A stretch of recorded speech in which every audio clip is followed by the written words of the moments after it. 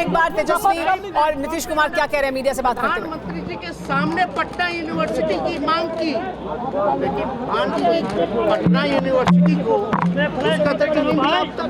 विशेष package का क्या हुआ? ए सोनू भी आप कैमरा यार हम दर्द कर रहे हैं, मेरा दर्द कर रहा है। षड्यंत्र के तौर पर ये बीजेपी करता है, उसका एजेंडा फिक्स है। और जेपी नड्डा जी ये जो लोकतंत्र की जननी है, यहाँ आकर के बोलते हैं कि क्षेत्रीय पार्टियों को खत्म करेंगे, समाप्त करेंगे। तो इसका मतलब क्या है? यानी विपक्ष को समाप्त करेंगे। विपक्ष को समाप्त करेंगे मतलब लोकतंत्र को समाप्त करेंगे। यानी लोकतंत्र की जननी में आकर के आप लोकतंत्र को चुनौती दे रहे हैं, ये बिहार के लोग नहीं सहेंगे। ये हमारा दायित्व है सबसे पहले देश के संविधान को बचाना। और हम तो नीतीश कुमार जी को धन्यवाद देते हैं कि इन्होंने एक फिर से एक बार लीडर निर्णय लेने का काम किया। हाँ, बीजेपी का तो एक ही काम है, डराओ, जो डरता है उसको डराओ और जो बिकता है उसको खरीदो।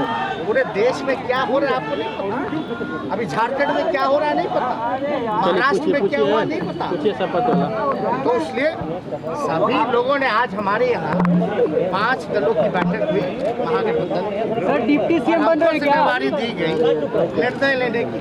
तो हमने यही बोला कि मुख्यमंत्री जी अगर कोई निर्णय लेते हैं उसके बाद भाई नीचे करो थोड़ा सा। इन्होंने निर्णय लिया बिहार के हित में, नेशनल इंटरेस्ट बचाने के लिए, संविधान बचाने के लिए, अमन चैन गंगा जमुना तहजीब बचाने। अरे यार तो आगे कैमरा क्या करे आप कब लीजिएगा? हम लोग तो समाजवादी लोग हैं, हमारे पुरखों की जो विरासत है कोई और ले जाएगा क्या? ये हमारे पास बनेगा। अरे हो गया। माननीय मुख्यमंत्री जी को धन्यवाद देते हैं। हम अपने पार्टी के राष्ट्रीय अध्यक्ष आदरणीय लालू जी को धन्यवाद देते हैं कि बीमार अवस्था में भी जो है, जो उनका भी जो निर्णय है, क्योंकि राष्ट्रीय अध्यक्ष है, उनके पास जब प्रस्ताव गया, उनसे जब हम लोगों ने बात की, पार्टी के लोगों ने बात की, क्योंकि हर एक लोग, बिहार की जनता, हमारे पार्टी के वर्कर, हमारे पार्टी के विधायक, सब लोग चाहते हैं किसी भी तरीके से भाजपा का जो एजेंडा है उसको बिहार में नहीं चलने देना है। और लालू जी को तो आप जानते ही हैं, आडवाणी जी के रथ को रोका था, किसी भी कीमत पे ना झुकने को तैयार। अब शपथ कब होगा ये भी बता दीजिए। शपथ ग्रहण का हम लोग हर भाई में बक्सा होती है, तो उस पर ध्यान नहीं देना। अभी समय क्या है? मुख्यमंत्री शपथ कब होगा? 2024 के लिए नीतीश कुमार का एक सवाल है कि सरकार का निगेटिविटी क्या है? मुख्यमंत्री जी ने तो देखिए, जब हम लोगों ने जाति जनगणना के बारे में बात की, शपथ समारोह कब होगा? 2 बार जो है फिर सोनू भी आप पीछे करिए थोड़ा, फूड आ रहा है। अरे तो आगे कर लो यार कैमरा तुम। यार तो गजब फंसे हुए, एक तो ऊपर से हाथ मेरा काम नहीं कर रहा है, पूरा फंसा गया हाथ। चौधरी एक ही अध्यक्षता में 2 बार पारित हुआ, तो उस समय भी आप ही को रोल देख रहे थे क्या? यानी जो नेशनल इंटरेस्ट का जो एजेंडा था उसमें भी कितने, उनका तो मूड क्लियर था। अरे ज्यादा मत बोलिए, हम लोग को दिक्कत हो रहा है। मुख्यमंत्री जी शपथ कब होगा? कब होगा मुख्यमंत्री जी? बात समझ, ये सवाल हम मुख्यमंत्री जी पे छोड़, मुख्यमंत्री जी लेकिन आप इतना तो आप जानते हैं कि सबसे देश में अगर सबसे कोई अनुभवी मुख्यमंत्री है तो नीतीश कुमार जी, सबसे अनुभवी, परिपक्व, ऐसा कोई इनकार नहीं सकता।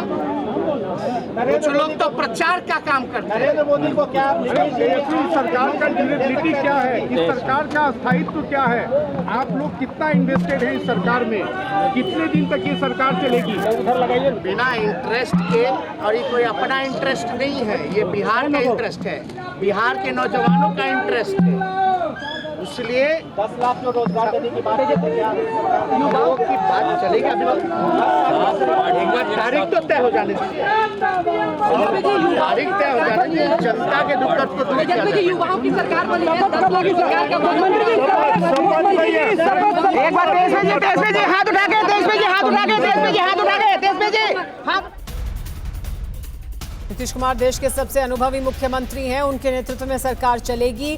बीजेपी के एजेंडे को बिहार में नहीं चलने देना है। चाचा भतीजा लड़े हैं, आरोप भी लगाए हैं और अब साथ भी हैं। हम चाचा भतीजा हैं, हम साथ रहेंगे, ये कहा तेजस्वी यादव ने। नीतीश कुमार देश के सबसे अनुभवी मुख्यमंत्री हैं, उनकी अगुवाई में सरकार आगे बढ़ेगी और सरकार चलेगी। शपथ ग्रहण की तारीख तय होना अभी बाकी है, ये कहा तेजस्वी यादव ने। और यही कहा था नीतीश कुमार ने भी कि राज्यपाल तय करेंगे कि शपथ ग्रहण की तारीख क्या होगी।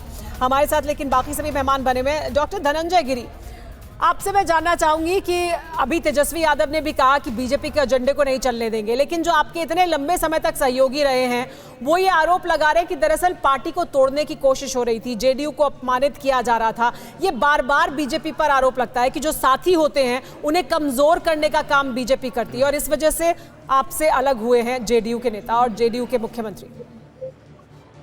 देखिए, नीतीश कुमार जी को डे वन से जो सम्मान मिला या जिस मकाम तक वो पहुंचे, उसमें भाजपा के एक कार्यकर्ता का, भाजपा का और बिहार की जनता का बहुत बड़ा योगदान है, बहुत बड़ा रोल है। भाजपा ने अपने अभी भी परिस्थिति को उठा के देखी। बिहार के विधानसभा चुनाव बिहार की महान जनता ने एनडीए और प्रधानमंत्री श्री नरेंद्र मोदी जी के नेतृत्व के पक्ष में जनादेश दिया था। 10 विधानसभा चुनाव में भारतीय जनता पार्टी सबसे बड़ी पार्टी बनकर उभरी, लेकिन काफी कम सीट होने के बावजूद हमने उन्हें सम्मान किया। गठबंधन धर्म का पालन करते हुए नीतीश कुमार को मुख्यमंत्री बनाया। हमारी एनडीए की सरकार अच्छी तरीके से चल भी रही थी। लेकिन नीतीश कुमार आरोप लगा रहे हैं कि उनकी पार्टी को तोड़ने की साजिश हो रही थी, धोखा दिया जा रहा था। तो क्या पार्टी को तोड़ने की कोशिश की जा रही थी क्या? देखिए, ऐसा है ना कि अगर आप किसी डिसीजन पर पहुंचते हैं तो कोई ना कोई बहाना बनाएंगे ही। आप सबसे बड़ी बात है, कोई समीकरण का बल है ना, न नीति न सिद्धांत, नाम नीतीश कुमार। कोई नीति न है न कोई सिद्धांत है। कई बार उधर भी जा चुके हैं, इधर भी आ चुके हैं। ठीक है, आपके मुताबिक ये सिर्फ बहाना बनाया जा रहा है। शाहीन जी और जेडीयू से हमारे साथ मौजूद है, उन्हीं से जवाब ले लेते हैं। बहाना बना रहे हैं क्योंकि सत्ता चाहिए हर हाल में नीतीश कुमार को। देखिए, 2 साल से पार्लियामेंट जो दिल्ली में अभी सरकार जो पोर्टफोलियो देने की बात की, और पोर्टफोलियो हमने मांगे 3 और दिया 1, और वो भी किस आदमी को दिया जो आदमी को हमारी ही पार्टी को डिवाइड करने का काम में लग चुका था। ये आदमी। एक बात। दूसरी बात ये है कि हम किसी भी साथी को दिल तन मन से साथी मानते हैं, लेकिन आप साथी नहीं मानेंगे तो कैसे काम चलेगा? आप छोटा दिखाने का काम करेंगे तो क्या चलेगा? काम चलेगा क्या? और बिहार में जहां तक सरकार का सवाल है, देखिए, हम लोग बीजेपी के साथ गए, हमारे पास 90 सीट्स थी, हम 90 से 84 पे आज आ गए। नहीं, लेकिन शाहीन जी, अब आरजेडी को ऐसा साथी माना है जैसा आप कह रहे हैं कि आपने बीजेपी को माना था, क्योंकि पहले भी आप साथ में गए थे, फिर अलग हो गए थे तमाम तरह के आरोप लगाकर। हम मानते हैं आरजेडी, और हमारी गलतियां होती रहती है। हम बीच में अलग हो गए थे, उसमें कोई बड़ी बात नहीं, आज फिर से मिल गए।